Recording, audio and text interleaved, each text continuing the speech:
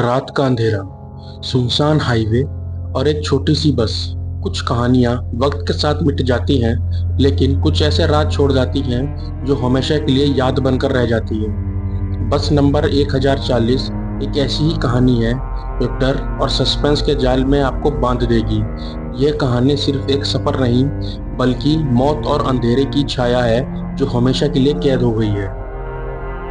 राजस्थान के सुनसान हाईवे पर देर रात की सर्दी में गाड़ियों की आवाजाही बहुत कम हो जाती थी, लेकिन एक बस जिसका नंबर 1040 था, हमेशा आधी रात को उस रास्ते से गुजरती थी। कुछ लोग कहते थे कि इस बस के बारे में कई अजीबोगरीब बातें होती हैं, लेकिन कोई भी सच में कुछ नहीं जानता था। पर एक रात ऐसा कुछ हुआ जिसने सबकी जिंदगी बदल दी। आज की कहानी में अमित, जो बस का ड्राइवर जो वर्षों से इस रूट पर बस चला रहा था, सुधा, एक अकेली महिला जो किसी काम से शहर जा रही थी, रवि, एक यात्री जो हमेशा रात की बस से सफर करता है, कुणाल, बस का कंडक्टर जिसने कभी कुछ अजीब महसूस किया था पर कभी किसी से कहा नहीं। उस रात जब बस नंबर 1040 ने अपने तय समय पर हाईवे पर सफर शुरू किया तो सभी कुछ सामान्य लग रहा था। बस में कुल 4-5 यात्री ही थे और बाकी सभी सीटें खाली पड़ी थी। यह सफर लखनऊ से दिल्ली तक का था और इस मार्ग पर यात्रा करने वाले जानते थे कि रात के वक्त यह हाईवे अक्सर सुनसान और डरावना हो जाता है। बस धीरे धीरे सुनसान गांवों और खेतों के बीच से गुजर रही थी। अमित, जो बस का ड्राइवर था, ध्यानमग्न होकर बस चला रहा था। अचानक मौसम बदलने लगा, हल्की हल्की बारिश शुरू हो गई और कोहरा छाने लगा। सड़क के दोनों ओर धुंध का एक मोटा पर्दा खड़ा हो गया। चारों ओर घना सन्नाटा पसरा हुआ था, मानो रात भी खुद को किसी डरावनी घटना के लिए तैयार कर रही हो। अमित ने यह सोचा कि यह शायद सामान्य है, अक्सर हाईवे पर ऐसा होता है, और बस को बिना किसी चिंता के चलाता रहा। लेकिन फिर भी मन में कुछ अजीब सा खटका महसूस हुआ। वह जानता था कि इस हाईवे पर बस चलाना आसान नहीं है, लेकिन आज माहौल में कुछ अलग ही खौफ था। जैसे जैसे बस आगे बढ़ती जा रही थी, यात्रियों में बेचैनी बढ़ने लगी थी। रात के लगभग 2 बजे बस एक सुनसान मोड़ पर पहुंची। अमित ने गाड़ी को मोड़ने की कोशिश की, लेकिन तभी बस का इंजन अचानक बंद हो गया। स्टार्ट करने की कोशिश की, पर वह एक बार भी न चली। इंजन की आवाज ने जोर मारा, लेकिन फिर खामोशी ने सब कुछ घेर लिया। अमित और उसका सहायक कुणाल दोनों ने काफी कोशिश की, लेकिन बस ने जैसे दम तोड़ दिया था। बस के अंदर अब डर का माहौल बनने लगा था। यात्री बेचैन होकर एक दूसरे की तरफ देखने लगे। घनी ठंडी हवा में तैरने लगी। यह कोई आम ठंड नहीं थी, यह एक ऐसी ठंड थी जो रूह तक को हिला देती है। यह डर से भरी हुई थी, मानो कोई अदृश्य शक्ति आसपास हो।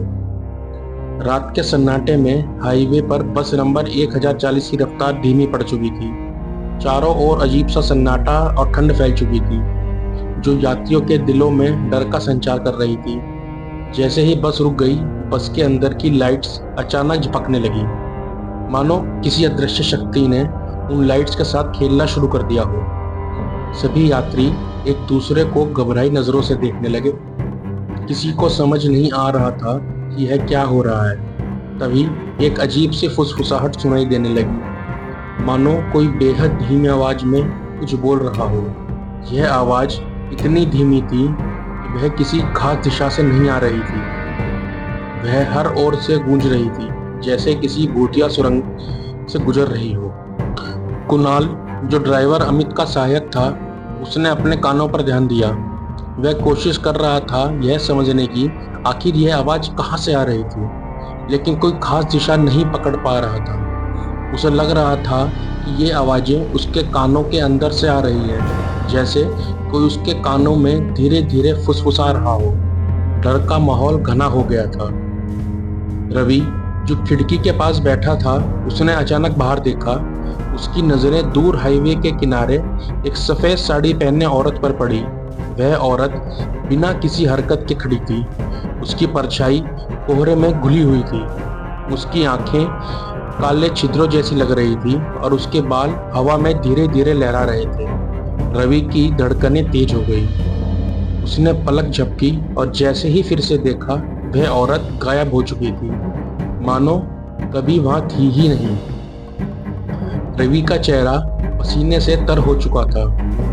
उसने घबराते हुए चारों ओर देखा, लेकिन किसी ने उसकी औरत वाली बात नहीं देखी थी।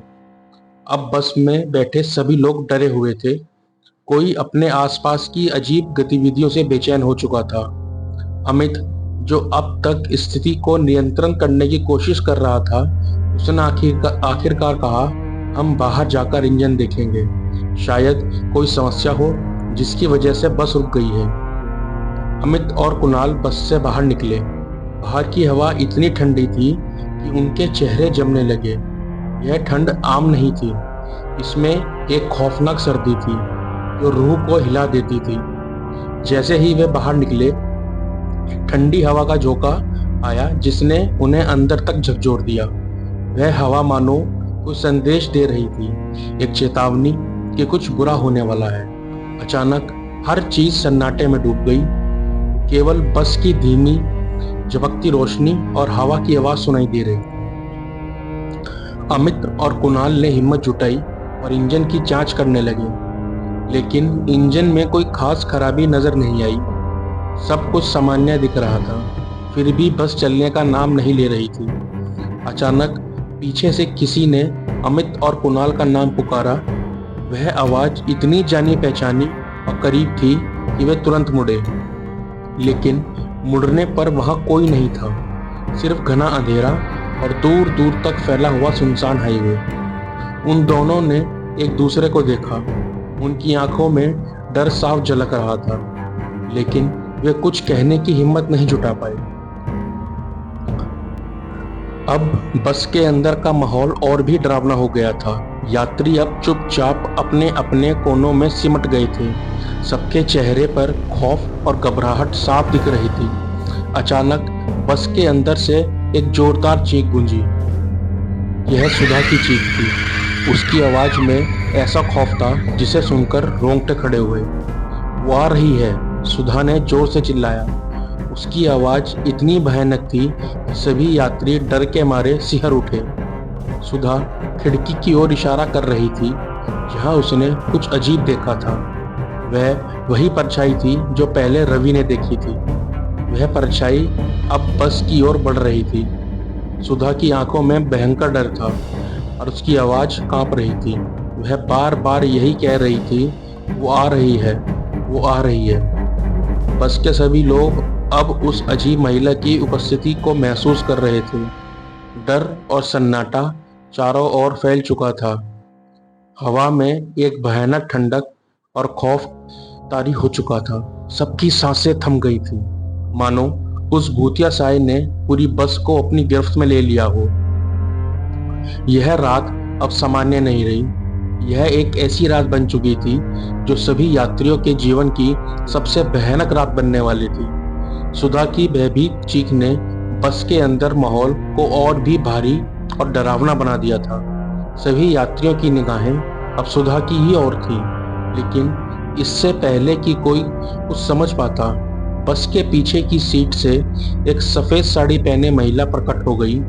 उसकी उपस्थिति से हवा में एक अजीब सी ठंडक और मौत का सन्नाटा छा गया था। वह महिला एक भूतिया आकृति की तरह बस में खड़ी थी। उसके लंबे काले बाल बिखरे हुए थे, मानो वह कई सालों से हवा में झूल रहे हों। उसकी आंखों से खून की बूंदें धीरे धीरे टपक रही थी, जैसे किसी भयावह दर्द की गवाही दे रही हो। उसका चेहरा बेहद विकृत था और उसकी आंखों की लाल लाल रोशनी अंधेरे में चमक रही थी, जो बस के बाकी हिस्से को और भी भयानक बना रही थी। उस भूतिया महिला ने बिना कोई शब्द कहे अपनी नुकीली सफेद उंगलियां सुधा की ओर बढ़ाई। उसकी हरकतें धीमी लेकिन खौफनाक थी, जैसे किसी अदृश्य शक्ति के वश में हो। बस में बैठे सभी यात्री अब डर चुके थे, मानो उनकी हड्डियां जम गई हों। उनका डर अब चरम सीमा पर था। जैसे ही वह महिला सुधा की ओर बढ़ी, सभी यात्रियों में अफरा तफरी मच गई। हर कोई अपनी जान बचाने के लिए बस के दरवाजे की ओर भागने की कोशिश करने लगा, लेकिन तभी दरवाजे अपने आप जोर से बंद हो गए, मानो किसी अदृश्य शक्ति ने उन्हें बंद कर दिया हो। कोई भी बाहर निकलने का रास्ता नहीं ढूंढ पा रहा था और बस की खिड़कियां भी इतनी काली हो चुकी थी कि बाहर की कोई रोशनी अंदर तक नहीं पहुंच रही थी। रवि, जो अब तक सुधा के साथ बैठा था, उसने इस स्थिति को अपने हाथों में लेने का फैसला किया। उसने साहस दिखाते हुए उस भूतिया महिला को रोकने की कोशिश की। उसने अपनी सारी ताकत जुटाकर उसके पास जाने का प्रयास किया, लेकिन जैसे ही वह उस महिला के करीब पहुंचा, वह अचानक हवा में गायब हो गई। उसकी उपस्थिति मानो हवा में घुल गई हो। रवि हक्का बक्का रह गया, लेकिन तभी उसने महसूस किया कि वह महिला अब उसके ठीक सामने खड़ी है। उसने रवि के चेहरे को अपने ठंडे खून से सने हाथों से पकड़ लिया। उसकी आंखें अब खाली गड्ढों में बदल चुकी थी, जिसमें केवल अंधेरा और मौत की गंध थी। रवि के शरीर में मानो कोई शक्ति शेष न बची हो। उसने एक जोरदार चीख मारी जो पूरे बस में गूंज उठी। उसकी आंखें पल भर में सफेद हो गई और उसी क्षण उसकी मौत हो गई। रवि का शरीर निर्जीव होकर बस की सीट पर गिर पड़ा, मानो उसकी आत्मा उसी पल खींचकर निकाल ली गई हो। सुधा अब पूरी तरह से कांप रही थी। उसका चेहरा सफेद पड़ चुका था और उसके होंठ थरथरा रहे थे। उसने भयभीत होकर अमित की ओर देखा और कांपती हुई आवाज में कहा, ये वही है, ये वही महिला है जिसे मैंने कई साल पहले इसी बस में देखा था। उसकी आंखों में एक भयानक सच्चाई छिपी थी जिसे उसने अब तक किसी से नहीं बताया था। सुधा ने भारी दिल से कहा, उसने आत्महत्या कर ली थी उसी बस में। तब से उसकी आत्मा इस बस में भटक रही है। वह किसी को चैन से जीने नहीं देती। हर बार जब यह बस चलती है, उसकी आत्मा अपना बदला लेने के लिए आ जाती है। अमित और बाकी बचे यात्री सुधा की बातें सुनकर और भी भयभीत हो गए थे। उन्हें अब यह समझ आ गया था कि वे इस बस से बाहर नहीं निकल सकते।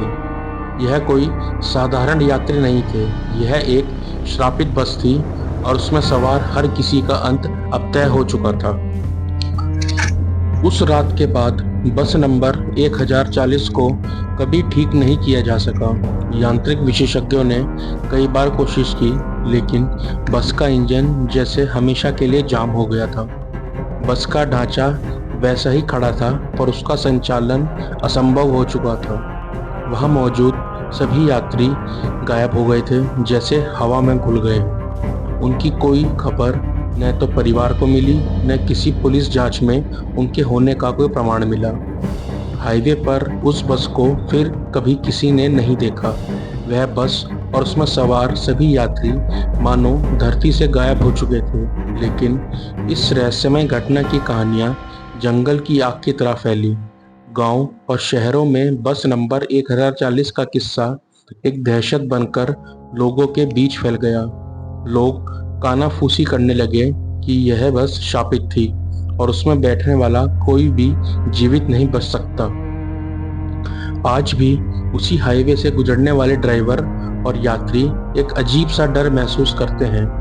रात के समय जब सड़क पर चारों ओर सन्नाटा पसरा होता है और धुंध छाई होती है, कुछ लोग दावा करते हैं कि उन्होंने उस शापित बस को देखा था। वह धुंधली फटी हुई छाया की तरह नजर आती है, एक ऐसी बस जिसे देखना किसी बुरे सपने से कम नहीं है।